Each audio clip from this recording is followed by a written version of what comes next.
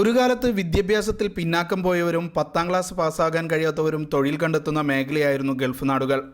ഈ ചിത്രം ഇപ്പോൾ മാറിമറിയുകയാണ്.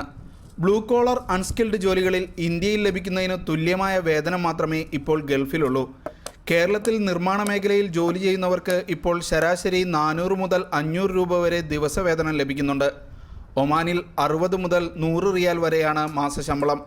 അതായത് ദിവസം ശരാശരി 400 മുതൽ 600 രൂപ വരെ മാത്രം. ഇന്ത്യൻ സംസ്ഥാനങ്ങളിൽ ശമ്പളം വളരെ അധികം വർദ്ധിച്ചപ്പോൾ അതിനനുസരിച്ചൊരു വർധനവ് ഒമാൻ പോലുള്ള ഗൾഫ് രാജ്യങ്ങളിൽ ഉണ്ടായിട്ടില്ല. അതിന് പ്രധാനമായിട്ടും ഒരു കാരണമുള്ളത് ഈ നിർമ്മാണ കമ്പനികൾ, ഒമാനിലുള്ള നിർമ്മാണ കമ്പനികൾ അവരുടെ ലാഭം വർദ്ധിപ്പിക്കുന്നത് അവിദഗ്ധ തൊഴിലാളികളുടെ ശമ്പളം വെട്ടിക്കുറച്ചുകൊണ്ടാണ്.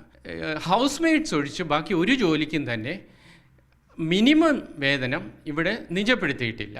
ഈ സാഹചര്യത്തിൽ തൊഴിൽ തേടി ഗൾഫിലേക്ക് പോകുന്ന ദക്ഷിണേന്ത്യൻ ചെറുകിട തൊഴിലാളികളുടെ എണ്ണത്തിൽ വൻ ഇടിവുണ്ടായെന്നാണ് കേന്ദ്ര പ്രവാസികാര്യ മന്ത്രാലയത്തിൻ്റെ കണക്കുകൾ പറയുന്നത്. 2008 10ാം ക്ലാസ് കഴിയാത്ത 88,389 പേർ ഗൾഫിലേക്ക് ജോലിക്ക് പോയപ്പോൾ ഈ വർഷം ജൂലൈ വരെ ഈ യോഗ്യതയുമായി 10,317 പേർ മാത്രമാണ് ഗൾഫിലേക്ക് പുറപ്പെട്ടത്.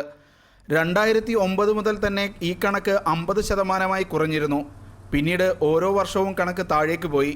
2011 മുൻവർഷത്തേക്കാൾ എണ്ണം അല്പം വർദ്ധിച്ചെങ്കിലും തുടർന്നുള്ള 2 വർഷവും കണക്കുകൾ താഴേക്ക് വീണു. പ്രതികൂല കാലാവസ്ഥ ഉൾപ്പെടെയുള്ള കടുത്ത വെല്ലുവിളി നേരിട്ട് വേണം ഇവിടെ ജോലിയെടുക്കാൻ.